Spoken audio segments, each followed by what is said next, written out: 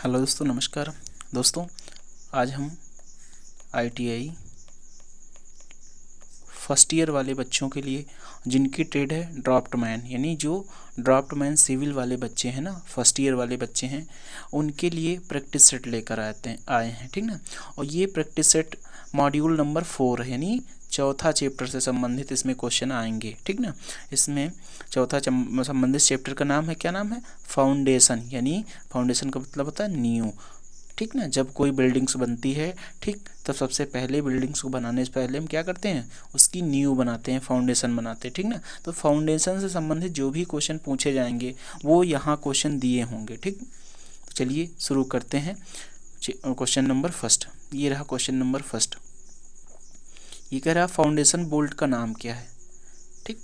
ये जो foundation bolt देख रहे हैं ना, ये जो बना हुआ है, ये फाउंडेशन बोल्ट, इसी के ऊपर ये बोल्ट टाइट है ऐसे, ठीक। इसी के ऊपर कुछ हम रख सकते हैं, देखो ना, ये प्रचार करने वाले जो फाउंडेशन ऐसे बनाए जाते हैं, ठीक ना। ये कंक्रीट है चारों ओर, ठीक। तो फाउंडेशन बोल्ट का नाम, ये जो बोल्ट पड़ा है ना, इसका नाम पूछ रहा है भैया, बोल्ट का नाम पूछ रहा है। बोल्ट का नाम क्या है बताना है आपको। ऑप्शन पे चलते हैं। Option first eye bolt, option second rack bolt, option third Lewis bolt, option fourth quarter bolt, ठीक। तो ये जो बोल्ट बना हुआ है, ठीक ना, ऐसे करके, ऐसे घुमा करके जो बोल्ट बना हुआ है ना, इसके चारों ओर फाउंडेशन, यहाँ पर हम कुछ टाइट करके इसको रोक सकते हैं, ठीक ना, ठीक। तो इसको बोला जाता है आई बोल्ट। क्या बोला जाता है? आई बोल्ट बोला जाता है, ठीक ना। तो इसका correct answer option number first, eye bolt. Next question, question number 2। ये रहा क्वेश्चन नंबर 2। क्वेश्चन नंबर 2 कहता है कि नींव यानी फाउंडेशन खराब होने पर पृथ्वी की क्षैतिज गति का उपाय क्या है। यानी मान लीजिए आपने नींव बनाया, ठीक ना, ये नींव बना दिया, ठीक ठीक। तो ये कह रहा है कि नींव अगर खराब हो गई तुम्हारी, तो इसका क्या उपाय करेंगे ताकि क्षैतिज रूप से ये रुक जाए, ठीक। तो ऑप्शन फर्स्ट है, ऑप्शन फर्स्ट कहता है रिटेनिंग दीवार बनाकर, यानी एक इसी के आस पास दीवार बना देंगे ऐसे, ठीक, ताकि ये इधर उधर न जाए, ठीक। इसको बोलते हैं रिटेनिंग दीवार, ठीक। ऑप्शन सेकंड कहता है ज़मीन को हल्का ढलान प्रदान करके। क्या हम ज़मीन को ढलान प्रदान करें? नहीं, ज़मीन को ढलान नहीं प्रदान करेंगे। ऑप्शन थर्ड कहता है नींव सही स्तर पर टिकी होनी चाहिए। ये तो होनी ही चाहिए, टिकी ही होनी चाहिए, लेकिन उपाय यहाँ पूछ रहा है, तो मुझे उपाय बताना है। ड्राइव पाइल प्रदान करेंगे, इसमें और पाइल प्रदान कर देंगे, ठीक, नहीं। इसका करेक्ट आंसर हो जाएगा ऑप्शन नंबर फर्स्ट, रिटेनिंग दीवार बनाकर। रिटेनिंग दीवार बनाकर उसके सामने ही एक दीवार बना देंगे ये नींव के रूप में, तो इस पर सारा लोड क्या हो जाएगा, ये मिट्टी इसको ज़्यादा प्रेशर नहीं देगी, ठीक नहीं। तो इसका करेक्ट आंसर हो जाएगा option number first. Next question, question number third. ये रहा question number third. Question number third कहता है कि सॉयल एक्सप्लोरेंस की खुली खुदाई विधि कितनी गहराई के लिए उपयुक्त होती है। यानी मिट्टी की कितनी गहराई तक जो है सॉयल एक्सप्लोरेंस विधि के द्वारा खुदाई की जानी चाहिए, ठीक। ऑप्शन फर्स्ट 1.5 मीटर यानी 1.5 metre, option second 2.5 metre, option third 3 metre, option fourth 3.5 metre. तो जो सॉयल होती है, यानी सॉयल को अंग्रेजी हिंदी में बोलते हैं मिट्टी, ठीक ना। मिट्टी की खुदाई कितनी विथ तक करनी चाहिए? एक्सप्लोजन मीन्स ओपन खुदाई कितनी करनी चाहिए? 1.5 मीटर तक गहरी ओपन खुदाई करनी चाहिए। इसका करेक्ट आंसर हो जाएगा option number first. Next question, question number 4। ये रहा क्वेश्चन नंबर 4। क्वेश्चन नंबर 4 कहता है कि सॉयल एक्सप्लोजन की कौन सी विधि 3 मीटर गहराई के लिए उपयुक्त है। यानी अभी बताया था 1.5 मीटर, ठीक ना, 1.5 मीटर, ठीक। अब बता रहा है कि इसमें विधि कौन सी विधि में मिट्टी को 3 मीटर यानी 3 मीटर गहराई डेप्थ तक खोदेंगे, ठीक। तो ऑप्शन पे चलते हैं। ऑप्शन फर्स्ट कहता है खुली खुदाई यानी ओपन खुदाई। ओपन खुदाई ज़्यादा गहरी नहीं होती, ओपन खुदाई को बोलते हैं सरफेस खुदाई, यानी सतह के ऊपर ही वाली जो खुदाई होती है उसको सरफेस खुदाई बोलते हैं। ऑप्शन सेकंड कहता है प्रोबिंग, ऑप्शन थर्ड कहता है वाश बोरिंग, ऑप्शन फोर्थ कहता है ऑगर बोरिंग, ठीक। तो जो 3 मीटर तक खुदाई होती है इसको बोलते हैं प्रोबिंग, ठीक। वाश बोरिंग में बहुत ज़्यादा गहरी, ये दोनों में गहरी खुदाई होती है, ठीक। इसको बोलते हैं प्रोबिंग खुदाई, ठीक ना। तो इसका करेक्ट आंसर हो जाएगा ऑप्शन नंबर फर्स्ट, यानी ऑप्शन नंबर सेकंड इसका, यानी ऑप्शन नंबर 20 का करेक्ट आंसर हो जाएगा। Next question, question number 5। ये रहा क्वेश्चन नंबर 5। क्वेश्चन नंबर 5 कहता है कि कौन सी नींव उपयुक्त है यदि पानी का ग्राउंड लेवल के पास हो, यानी पानी का जो स्तर है ग्राउंड लेवल के पास हो और अन्य प्रकार का कोई खतरा ना हो। यानी ये पूछ रहा है कि कौन सी विधि हम बनाएंगे ताकि पानी एकदम ऊपर ही हो। मान लीजिए ये तुम्हारी ज़मीन है, ठीक ना, इसमें से पानी फिल हुआ एकदम ऊपर, तो ठीक ये कह रहा है कौन सी विधि फाउंडेशन डालेंगे, यानी किस प्रकार की नींव यहाँ डालेंगे। ठीक, तो ऑप्शन पे फर्स्ट है पाइल फाउंडेशन। पाइल फाउंडेशन क्या होता है थोड़ा समझ लीजिए यहीं पर। ये तुम्हारी कंक्रीट हो जाएगी, ठीक, ये पिलर हो जाएगा, इसके नीचे हम फाउंडेशन बनाते हैं, ऐसे फाउंडेशन बनाते चले जाते हैं, ठीक ना, ऐसे फाउंडेशन। उसके बाद एक फाउंडेशन ऐसा बना देते हैं, ठीक। फिर यहाँ क्या करते हैं, यहाँ से यहाँ हम पाइल लगा देते हैं, ठीक, गहरे पाइल थोड़े लगाते हैं, ठीक। इसको बोला जाता है पाइल विधि, यानी पाइल फाउंडेशन इसको बोला जाता है। तो ये क्या करते हैं, ये जो इसका जितना भी लोड होता है ना, तो वो सारा यहाँ था, यहाँ से फिर चारों ओर डिस्ट्रीब्यूट हो जाता है, उसके बाद यहाँ पे होते हैं ग्राउंड में डिस्ट्रीब्यूट हो जाता है। यहाँ पानी वानी मिट्टी उट्टी फिल रहेगी, तो ये क्या हो जाएगी, ये मजबूती से पकड़े रहेगी, ठीक। इस तरह का जहाँ पानी होता है सबसे ऊपर, वहाँ हम पाइल फाउंडेशन का प्रयोग करते हैं, ठीक ना। किस टाइप के, पाइल फाउंडेशन का उपयोग करते हैं, ठीक। राफ्ट फाउंडेशन देख लीजिए, ऑप्शन में दिया हुआ है। राफ्ट फाउंडेशन क्या, राफ्ट फाउंडेशन में क्या हम बताते हैं, हम ऐसे ही पूरा फाउंडिंग कर देते हैं, फाउंडेशन बना देते हैं, नीचे ग्राउंड लेवल में पूरा फाउंडेशन कर देंगे, और उसके बाद हम क्या, पिलर डालेंगे, ठीक ना, इसके बाद पिलर डालेंगे। तो ये जो ये ग्राउंड लेवल होता है, ठीक, ये सब ग्राउंड लेवल है, ठीक ना, इसके ऊपर हम पिलर डाल देंगे, इसको बोलते हैं राफ्ट फाउंडेशन। ये इसलिए राफ्ट फाउंडेशन ये पूरा ये कंक्रीट से फिल कर देते हैं ताकि जो ये लोड है, ठीक ना, ये लोड है, ये इसी पर लोड हो जाए, पूरे पर डिस्ट्रीब्यूट हो जाए। ऐसा इसलिए करते हैं क्योंकि यहाँ की जो मिट्टी होती है ना भाई, यहाँ की जो मिट्टी होती है उसकी जो भार सहने की क्षमता होती है वो बहुत ज़्यादा क्या होती है, कम होती है, ठीक ना। इसलिए इसको सिंगल पिलर पे नहीं लगाते हैं कि सिंगल पिलर पे कर देंगे। अगर ऐसा करेंगे ना तो जितनी इसके आसपास की मिट्टी होगी जिस पर लोड रखेंगे तो सारी मिट्टी नीचे दब जाएगी, तो हमारी जो कंस्ट्रक्शन है वो टूटने का डर हो जाएगा, ठीक। तो इसलिए हम क्या करते हैं, कंक्रीट का पूरा फाउंडेशन तैयार करते हैं नीचे एकदम ग्राउंड में जाकर, उसके बाद पिलर वहाँ से निकालना स्टार्ट करते हैं अलग अलग। पूरे में देखो फाउंडेशन है, ठीक ना। ये इसलिए किया जाता है ताकि वहाँ की जो मिट्टी की भार सहने की क्षमता होती कम होती है, ठीक, कंस्ट्रक्शन को सेफ रखने के लिए, ठीक। उसके बाद एक और है गिलज फाउंडेशन। गिलज फाउंडेशन में क्या होता है, सिंपल वाले जैसे फाउंडेशन होता है उसको गिलज फाउंडेशन बोलते हैं। ऐसे जो फाउंडेशन होगा, ठीक ना, ये इस तरह का जो फाउंडेशन होगा उसको गिलज फाउंडेशन बोलते हैं, ठीक ना। एक और होता है उल्टे मेहराब का फाउंडेशन। उल्टे मेहराब क्या होता है, ये ऐसे मेहराब बनी होती है, ये ऐसे ये फाउंडेशन होते हैं, ये पिलर तुम्हारे होते हैं, ठीक ना, और ये ऐसे आर्च बनी होती है, ठीक ना, ये ऐसे आर्च बनी होती है, ठीक। ये जो फाउंडेशन ये ज़मीन के नीचे रहता है, ये सब ज़मीन के नीचे रहता है, ये ऊपर रहता है, ठीक ना। तो इस प्रकार के जो फाउंडेशन है आजकल इसका प्रयोग बिल्कुल नहीं किया जाता है, आज उल्टे आज का फाउंडेशन का, ठीक ना। क्लियर हो गए ना थोड़ा बहुत यहाँ फाउंडेशन के बारे में, ठीक। नेक्स्ट क्वेश्चन नंबर 6, ये रहा क्वेश्चन नंबर 6। क्वेश्चन नंबर 6 कहता है कि वह कौन सी नींव उपयुक्त है यदि कोई कठोर बेयरिंग स्तर उचित गहराई पर मौजूद नहीं और लोडिंग असमान है। ये कह रहा है कौन सा हम फाउंडेशन बनाएं जिसमें अगर मिट्टी की जो सहन क्षमता वो पर्याप्त नहीं है, तो कौन सा फाउंडेशन बनाए। Option number first raft foundation. Raft मैंने क्या बताया कि राफ्ट में क्या बताया था कि एक नीचे हम ग्राउंड लेवल पूरा फाउंडिंग वो कर देते हैं, कंक्रीट से बना देते हैं, उसके बाद उस पर हम वो बनाते हैं, पिलर बनाते हैं, ठीक ना। क्यों, क्योंकि यहाँ की मिट्टी की सहन क्षमता कम होती है। सेकंड बताया था गिलज फाउंडेशन।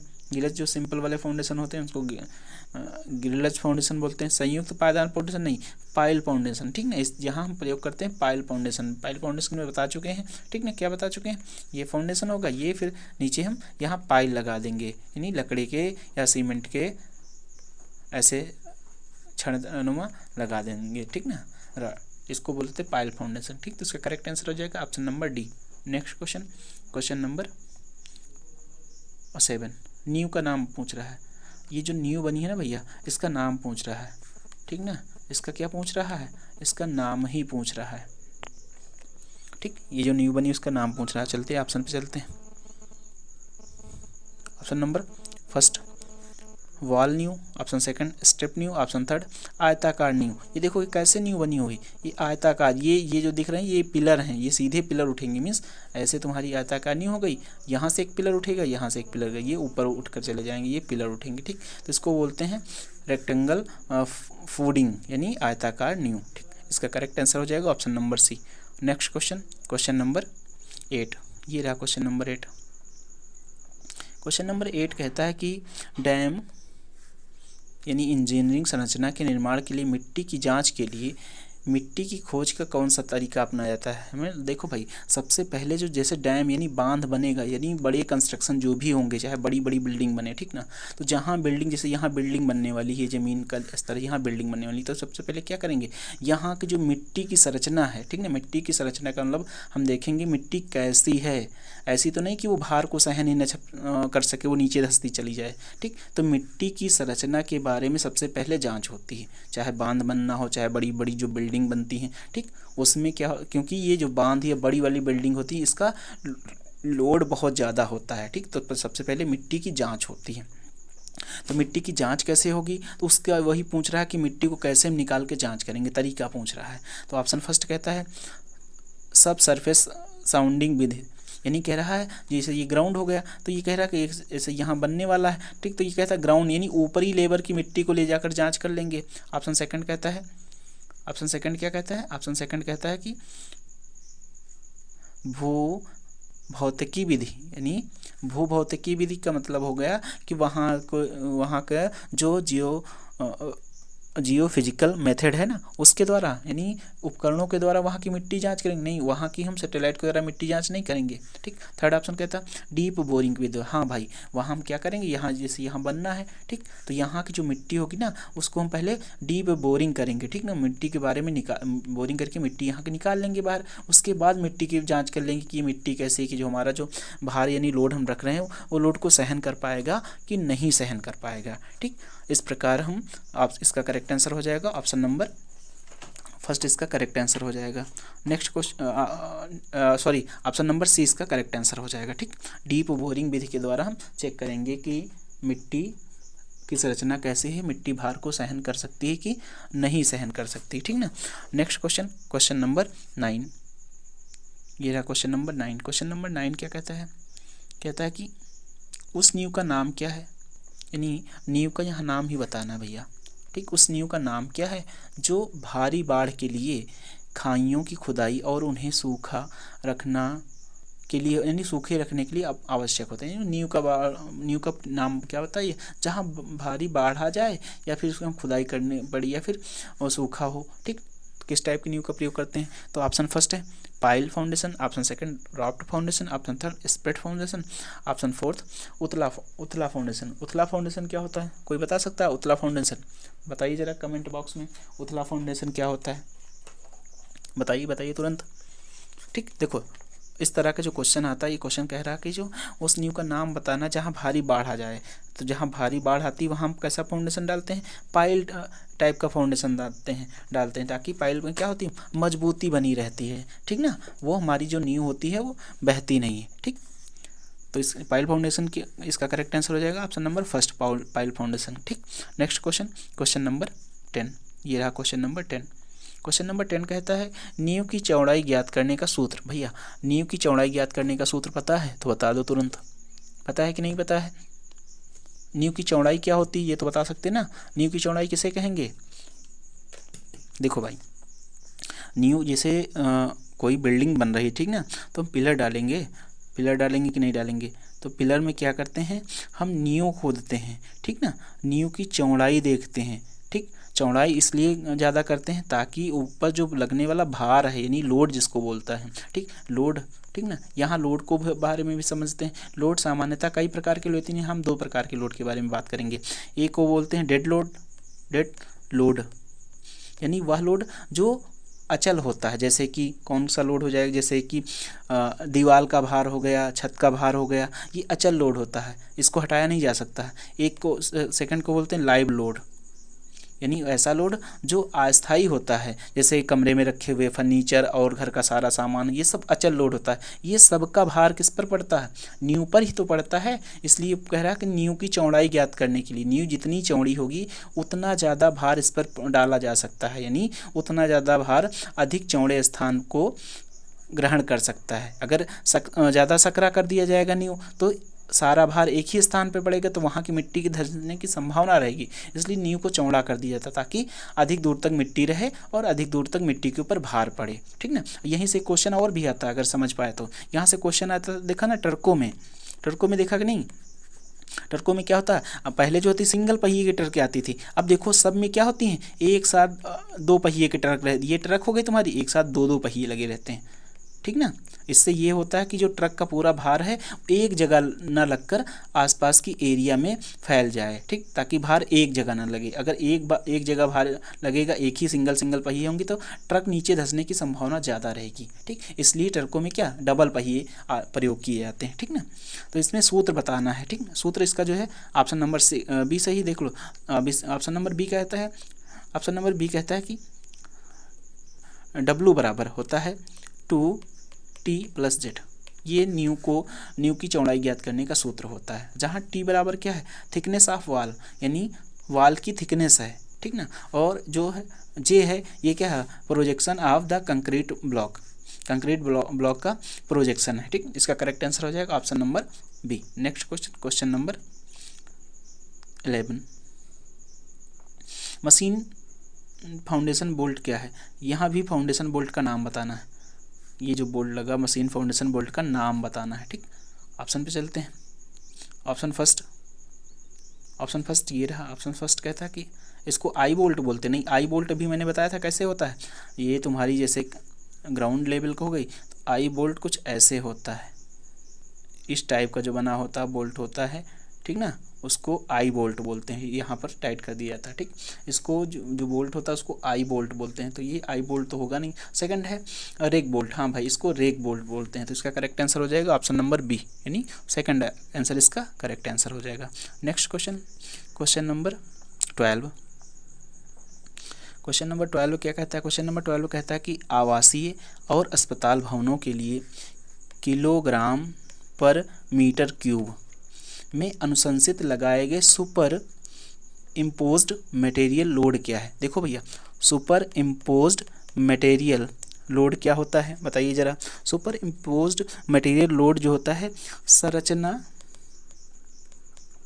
के ऊपर स्थापित की गई सामग्रियों का लोड होता है, सामग्रियों का भार होता है, ठीक ना। सुपर इम्पोज्ड मटेरियल लोड, यानी जैसे कोई बिल्डिंग बन गई आपकी, ठीक ना, तो एक तो ये बिल्डिंग का लोड हो जाएगा, दीवालों का, छत का, इसका सबका लोड हो जाता है। इसको मैंने क्या बोला, इसको बोलते हैं डेड लोड, ठीक। एक होता है लाइव लोड, यानी जिंदा लोड, जिसमें मनुष्य उसमें रहेंगे, मनुष्य का कोई सामान होगा, बेड होगा, बिस्तर होगा, ये सारे जो लोड होते हैं ये इसको बोलते हैं लाइव लोड, ठीक। तो इसमें कह रहा है कि संरचना के ऊपर स्थापित की गई सामग्री का लोड, यानी समस्त सामग्री का जो लोड होगा उसको बोलते हैं सुपर इम्पोज्ड मटेरियल लोड, ठीक। तो ये पूछ रहा है कि आवासीय और भवन का कितना लोड होता है, तो इसका लोड होता है 250 किलोग्राम पर मीटर क्यूब, ठीक। कितना होता है? 250 किलोग्राम पर मीटर क्यूब, ठीक, यानी कि 250 किलोग्राम घन क्यूब, यानी घन मीटर, यानी 1 मीटर लंबा, 1 मीटर चौड़ा, 1 मीटर गहरा, ठीक। अगर ऐसा है, इतने में सबको कितना 250 किलोग्राम तक हम लोड रख सकते हैं, ठीक ना। कहाँ पर? जो आवासीय और भवन बनाने वाली बिल्डिंगों पर, ठीक ना, अस्पताल जैसे भवन हो गए, ठीक, इन पर हम 1 मीटर लंबा, 1 मीटर चौड़ा, 1 मीटर ऊंचाई, लंबाई, चौड़ाई, गहराई के आधार पर हम कितना रख सकते हैं? 250 किलोग्राम लोड रख सकते हैं, ठीक। यहीं पर थोड़ा और देख लो, भवन के बारे में तो बता ही दिया। और रिहायशी भवन, जैसे जो अपने रहने के लिए घर बनवाते हैं, भवन बनवाते हैं, या होटल के जो बैठक कमरे होते हैं, या अस्पताल के जो वार्ड होते हैं, उनका वेट होता है 200 किलोग्राम पर मीटर क्यूब, सॉरी क्यूब नहीं, मीटर स्क्वायर है, सॉरी मीटर स्क्वायर है, यहाँ भी मीटर स्क्वायर ही है, ठीक ना, मीटर क्यूब नहीं है, पहले भी मीटर स्क्वायर ही है, ठीक ना। और बैंकों के हॉल, बैंक के जो हॉल होते हैं ना, बैंकों के हॉल कार्यालयों के इंटरेस्ट रूम, सरकारी भवन, इनका जो वेट होता है 300 किलोग्राम पर मीटर स्क्वायर होता है, ठीक ना। और जो दुकान का फ्लोर बनाया जाता है, ठीक ना, दुकान का जो फ्लोर बनाया जाता है उसका होता है 400 किलोग्राम पर मीटर स्क्वायर होता है, ठीक ना। Next question number 13। ये देखिए क्वेश्चन नंबर 13 कहता है कार्यालय और चर्चों के लिए किलोग्राम प्रति मीटर स्क्वायर में लगाया गया सुपर इम्पोज्ड मटेरियल लोड कितना होता है, यानी क्या होता है। तो ये होता है 400 किलोग्राम, यानी 400 किलोग्राम पर मीटर स्क्वायर, ठीक ना। किसका होता है 400 किलोग्राम, जो चर्च होते हैं, ठीक ना, जहाँ ईसाई लोग जाकर अपनी पूजा पाठ करते हैं, यानी ईश्वर को अपने आराध्य को मानते हैं, ठीक ना, उसको चर्च बोलते हैं, ठीक। और कार्यालय जहाँ पर ऑफिस होता है, ठीक ना, इसका कितना होता है 400 किलोग्राम पर मीटर स्क्वायर होता है। और ये ऐसी भवनों का कितना होता है जहाँ लोग रहते हैं, उसका लगभग 200 किलोग्राम पर मीटर स्क्वायर होता है, ठीक ना। इससे एक आध क्वेश्चन आता है कभी कभी। Next question number 14। ये रहा क्वेश्चन नंबर 14। क्वेश्चन नंबर 14 कहता है कि मिट्टी की BC को बेहतर बनाने के लिए अधिक गहराई पर कौन सी विधि अपनाई जाती है, बताइए भैया। ये जो B और C लिखा हुआ है ना, इसको अंग्रेजी में बोलते हैं बेयरिंग कैपेसिटी ऑफ सॉइल, यानी क्या बोलते हैं, बेयरिंग कैपेसिटी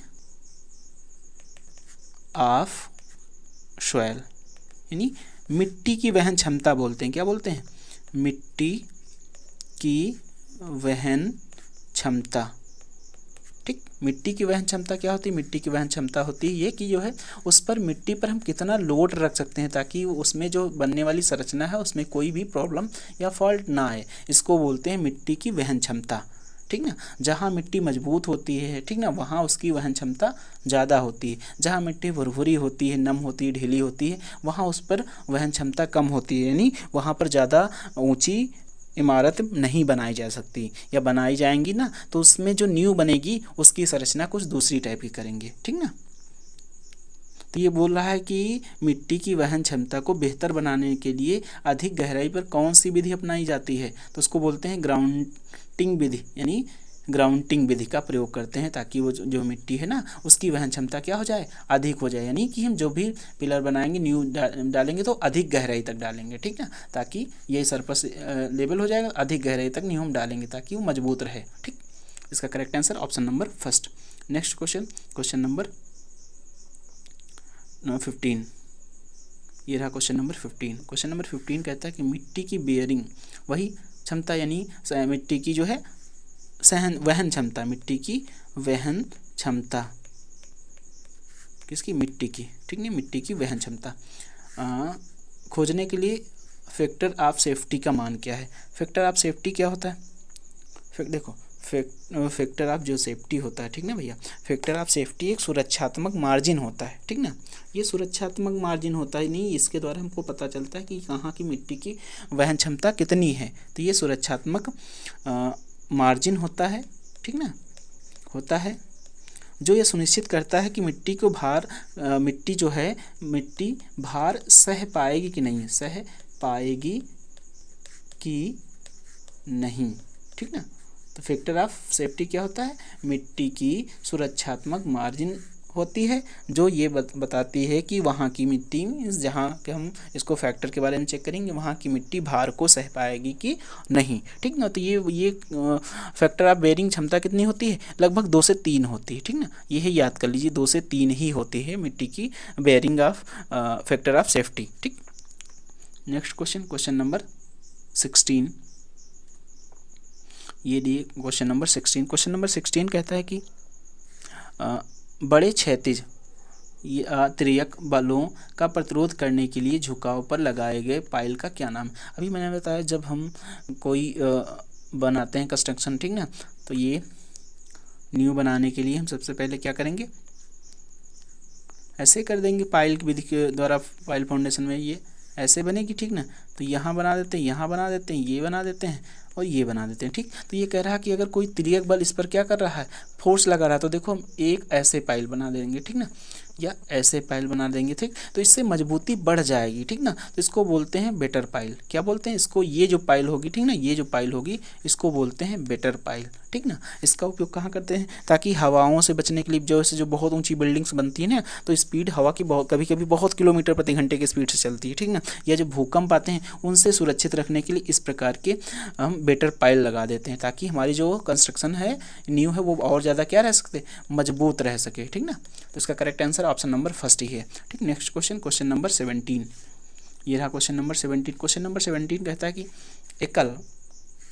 एकल स्तंभ के लिए फैलाव स्टेप नींव के रूप में क्या जाना जाता है? एकल स्तंभ के लिए, एकल स्तंभ का मतलब ये होता है, सिंपल से समझ लीजिए, ये जो स्तंभ होगा इसको बोलते हैं एकल स्तंभ, ठीक ना। इस एकल स्तंभ के फैलाव स्टेप नींव के रूप में क्या जाना जाता है, ठीक। तो इसको बोलते हैं पैड फुटिंग, यानी ये जो होता है इसको बोलते हैं पैड फुटिंग, यानी पाद नींव बोलते हैं, ठीक ना। इसको पाद नींव बोलते हैं। इसका correct answer option number D. Next question, question number 18। ये रहा क्वेश्चन नंबर 18। क्वेश्चन नंबर 18 कहता है कि नींव का नाम क्या है, यानी नींव का नाम पूछ रहा है। अगर नींव की गहराई उसकी चौड़ाई के बराबर या कम है, यानी उस नींव का नाम क्या है कि जब नींव की गहराई उसकी चौड़ाई के बराबर है या फिर कम है, तो इसको बोलते हैं उथली नींव, यानी ऊपरी वाली जो नींव होती है उसकी। देखो ऊपरी नींव क्या होता है, जैसे ये ग्राउंड लेवल हो गया, यहाँ तक ग्राउंड लेवल हो गया, तो यहाँ से लेकर इतनी बड़ी हम नींव डाल देंगे, ठीक। तो इसको बोलते हैं उथली नींव, यानी जो सबसे ऊपर रहती है, ठीक ना। जो 1 आध फीट नीचे तक कर देते हैं उनको बोल दिया जाता है उथली नींव, ठीक ना। इसमें गहराई और चौड़ाई की लगभग बराबर ही होती है, ठीक। इसका करेक्ट आंसर हो जाएगा option number D. Next question, question number 19। Question number 90 कहता है कि मिट्टी के अवलोकन की कौन सी विधि विद्युत प्रतिरोधकता से संबंधित है, यानी मिट्टी की जांचने की कौन सी जो विधि है ना, अवलोकन का मतलब देखभाल करना या जांचना, ठीक ना। कौन सी विधि विद्युत प्रतिरोधकता से संबंधित है, ठीक। Option first deep boring, option second wash boring, option third भूभौतिकीय, option fourth sub surface sounding विधि, ठीक ना। तो जो मिट्टी की विद्युत प्रतिरोधकता से संबंधित अवलोकन क्षमता होती है उसको बोलते हैं भूभौतिकीय, यानी वो जहाँ पर हम रहेंगे ना उसके बारे में, भौतिक संरचना के बारे में देखने को बोला जाता है, भूभौतिकीय बोला जाता है, ठीक ना। इसका correct answer option number C. Next question, question number 20। ये रहा क्वेश्चन नंबर 20। क्वेश्चन नंबर 20 कहता है एक फैलाव क्या है जो 2 स्तंभों का समर्थन करता है, ठीक ना।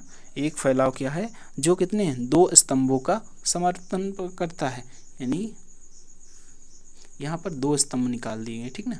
इनका क्या करता है, समर्थन करता है, तो इसको बोलते हैं आयताकार संयुक्त आधार फैलाव, यानी कि एक ही हम यहाँ बेस बनाएंगे, इसी बेस से 2 हम पिलर निकाल देंगे, ठीक ना। तो इसको बोलते हैं आयताकार संयुक्त आधार नींव, ठीक। इसका करेक्ट आंसर हो जाएगा option number second. Next question 21 number. 21 number क्या होता है, मिट्टी ईंट का वजन सीमा क्या है, यानी पूछ रहा है, लेकिन किस में पूछ रहा है, किलोग्राम प्रति मीटर क्यूब में पूछ रहा है, यानी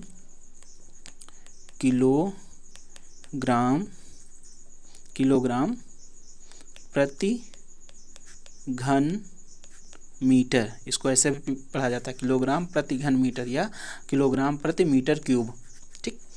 में पूछ रहा है, ईंट का वजन पूछ रहा है, ठीक ना। देखो ईंट का जो नॉर्मली वजन होता है, यानी ईंट का जो कितना नॉर्मली वजन होता है वो कितना होता है, लगभग 3 से लेकर 3.5 किलोग्राम तक नॉर्मली वजन होता है, ठीक ना।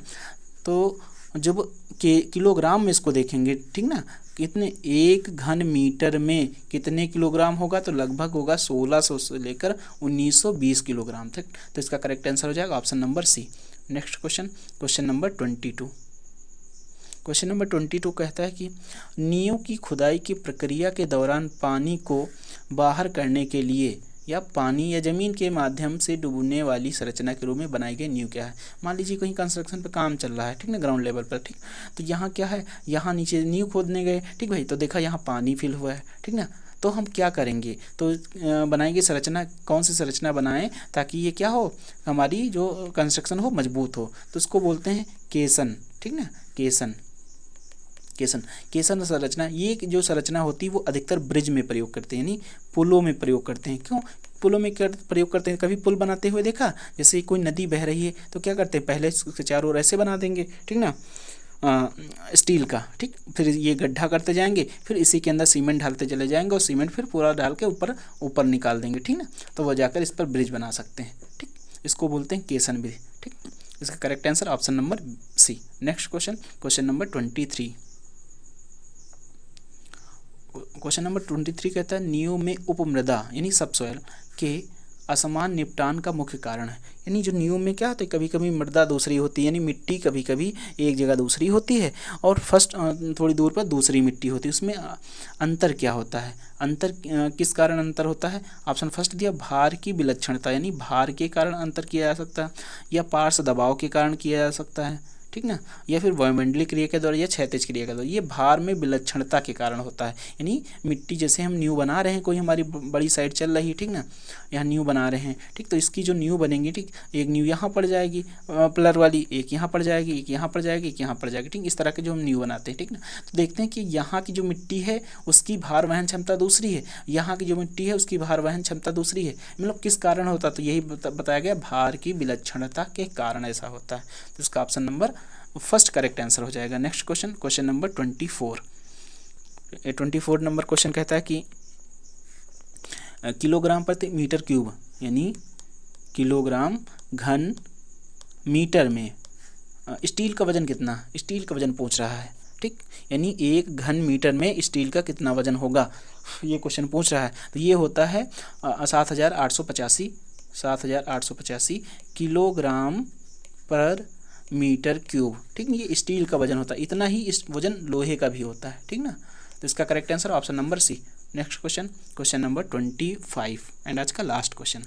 25 क्वेश्चन क्या कहता है कि किलोग्राम प्रति मीटर क्यूब में शुष्क भूमि का वजन, वही क्वेश्चन अभी देखो स्टील का पूछा था, फिर लोहे का, फिर अब शुष्क भूमि का पूछ रहा है, ठीक।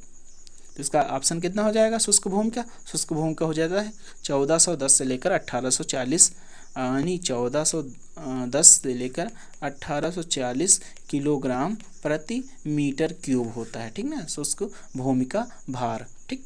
यहाँ थोड़ा और हम बता देते हैं, अभी पूछ लेता नम भूमि का भार, ठीक ना। तो ये होता है लगभग 1000 से लेकर 2000 किलोग्राम प्रति मीटर क्यूब होता है। किसका, ये नम यानी जो गीली मिट्टी होगी उसका भार पूछ रहा है। अगर मिट्टी जो है रेतीली है, ठीक ना, रेतीली मिट्टी है तो उसका भार कितना हो जाएगा लगभग 1400 से लेकर 1600 किलोग्राम प्रति मीटर क्यूब हो जाएगा, ये रेतीली मिट्टी। अगर मिट्टी चिकनी है भाई, तो ये क्वेश्चन आते हैं, ठीक ना, चिकनी मिट्टी है, चिकनी मिट्टी का लगभग होता है 1100 से लेकर 1300 किलोग्राम प्रति मीटर क्यूब, ठीक। अगर मिट्टी पहाड़ी है, ठीक ना, यानी पहाड़ वहाड़ हैं, ठीक ना, तो उसका लगभग भार होता है 1300 से लेकर 1700 किलोग्राम प्रति मीटर क्यूब, ठीक।